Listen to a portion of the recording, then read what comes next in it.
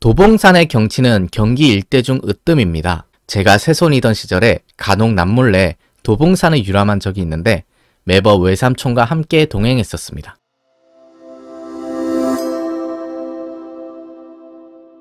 정조가 새손 시절에 쓴 글들이 춘절옥이라고 하는 기록에 남아있는데요. 그래서 이번 정조극장에서는 지난 시간에 이어서 이 춘절옥에 수록된 정조의 시들을 한번 읽어보도록 하겠습니다. 춘절옥에는 정조가 이 자연 경치를 보고 남긴 시들이 참 많은데요. 그 중에서도 제가 눈에 들어왔던 시가 늦봄이라고 하는 시인데요. 이 시를 한번 읽어보도록 하겠습니다. 처마박 하루가 1년같이 길고 병을 얻은 바람에 늦게 일어난다오. 이번 봄이 다 지나도록 봄을 완상하는 시 한 편 짓지 못했는데 정원의 꾀꼬리가 나를 재촉하는 소리에 온갖 나무에 꽃이 피어있는 풍경을 옮기노라. 정조가 17살 때 지은 시입니다. 이때 정조가 뭔가 몸이 편치 않았나 봐요. 그래서 몸이 안 좋아서 이번 봄이 다 지나도록 내가 시 한 편 짓지 못했었는데 어느 날 문득 그 정원의 꾀꼬리 소리가 들리더라는 거죠. 그래서 그 꾀꼬리 소리가 나를 재촉하는 것 같아서 나가봤더니 그 봄의 경치가 너무 아름다워서 내가 그 풍경을 이렇게 시로 적었다. 상당히 아주 감수성이 풍성한 그 청소년이었던 것 같습니다. 그리고 또 제가 눈에 들어왔던 시가 이 옥잠화라고 하는 꽃을 보고 지은 시가 있는데요. 정조가 이 꽃을 보고 뭔가 떠오른 느낌이 있어서 지은 시인데 그 시를 한번 읽어보도록 하겠습니다. 옥잠화는 마치 백옥과 같아서 사람에게 비추면 찬란한 빛을 낸다는군요. 이것을 어느 미인에게 주고자 하는데 그저 멀리 서쪽만 바라볼 뿐이지요. 여기서 정조가 이 옥잠화를 주고 싶다고 하는 이 미인은 누구일까요?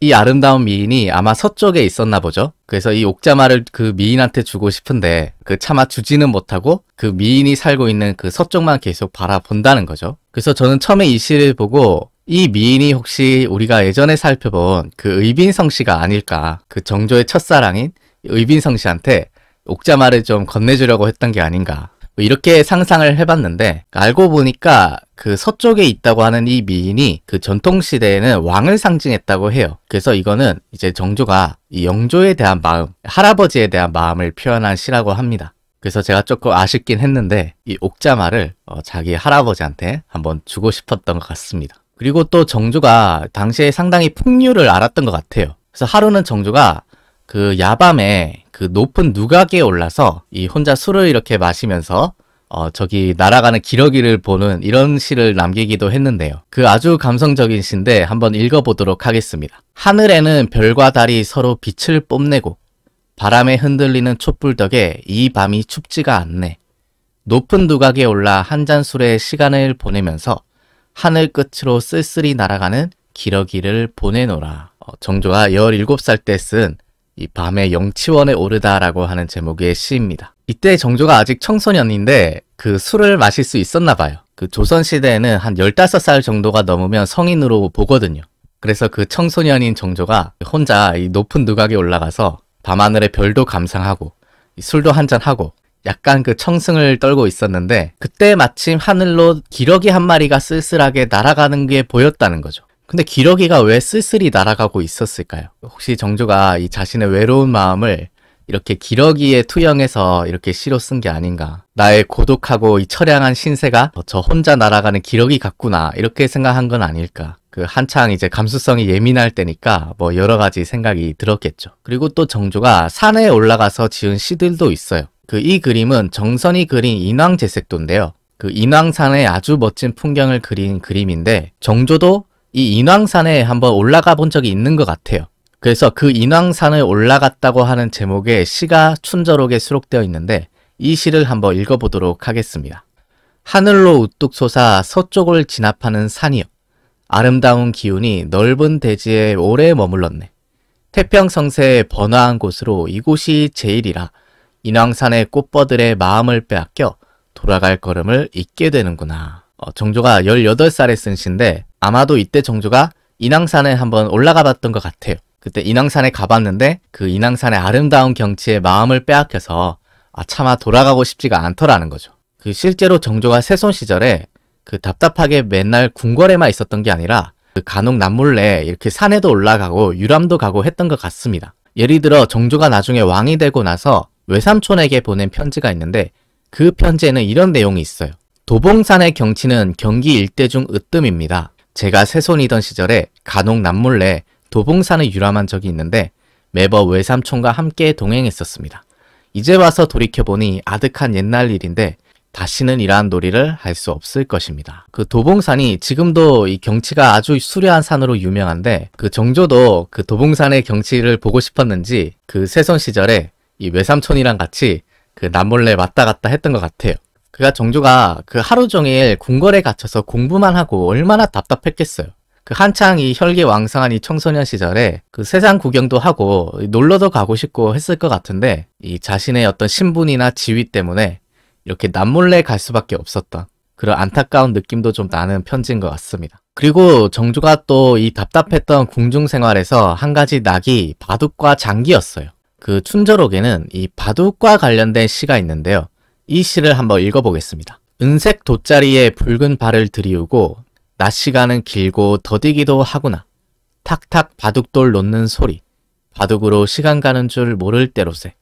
높은 두각에 손님 앉히고 꽃끈을 고요할 때 만사의 승패를 바둑판 하나에 맡겨볼까나. 그 이날 정조가 뭔가 그 낮 시간이 길고 더디다고 한 걸 보니까 아마 좀 지겨움을 느꼈을 것 같은데 그 지루함을 좀 달랠 겸 이 손님을 앉혀놓고 이렇게 바둑을 한 판 뒀던 것 같아요. 그 실제로 정조가 이 바둑이나 장기를 많이 즐겼던 것 같은데 그 하루는 정조가 외할아버지 홍봉안한테 이런 편지를 보냅니다. 공자께서 아무것도 하지 않는 것보다 바둑이나 장기를 두는 게 차라리 더 낫다고 말씀하셨으니 바둑과 장기는 다른 평범한 놀이와는 비교가 되지 않습니다. 긴장을 늦추지 않고 종일토록 승부를 겨루니 낮잠을 깨우고 지겨운 시간을 보내기 좋습니다. 그 공자가 했던 이 말은 논어에 나오는 말인데요. 공자가 그 아무것도 안 하고 멍청하게 시간을 보내기보다는 차라리 바둑이나 장기라도 둬라. 뭐라도 하는 게 더 낫다. 이렇게 말한 구절이 있어요.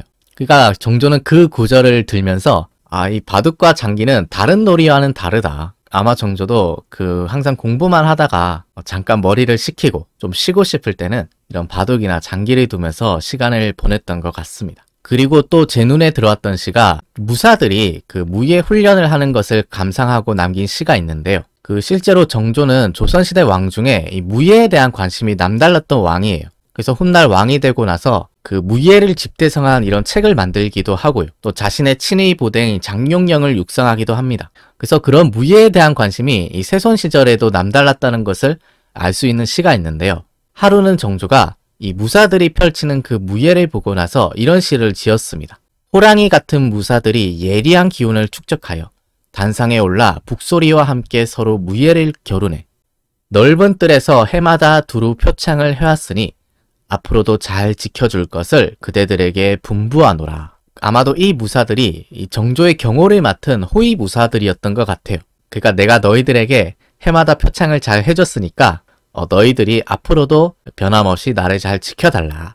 이렇게 그 무사들에게 이제 분부하는 이런 시를 남긴 거죠. 그리고 또 정조가 쓴 시 중에는 이 주위 사람들을 살뜰하게 챙기는 이런 모습을 보여주는 시도 있는데요. 지금 뒤에 보이시는 이 그림은 왕세자 입학도첩이라고 해서 그 왕세자가 이 스승에게 수업을 받는 모습을 그린 그림입니다. 그래서 정조도 이 스승님들에 대해서 아주 깍듯이 예우를 하는데요. 그 하루는 정조가 이 스승님들에게 이런 시를 바치기도 해요. 그 제목이 스승님들에게 삼가 드림이라고 하는 제목입니다. 역사의 평가는 공자의 뜻에서 시작되었고 역사책은 곧 임금의 마음을 깨우치는 것. 스승들이 다행히도 부지런히 가르쳐 주신 덕분에 옹고지신의 맛이 더욱 깊군요. 당시 정조가 그 강목이라고 해서 역사책을 공부를 막 끝냈었어요. 그래서 정조가 이번 학기에 그 역사에 대해서 좀 공부를 했는데 그 스승님들이 잘 가르쳐 주신 덕분에 온고지신하는 맛이 참 깊더라. 앞으로 열심히 더 공부하겠습니다. 이렇게 이 스승님들에게 편지를 보낸 거죠. 스승님들이 이 제자의 이런 시를 보고 상당히 뿌듯했을 것 같습니다. 그리고 또 정조가 자기 사람들, 자기 측근들을 또 챙기는 모습도 이 시를 통해서 볼 수 있는데요.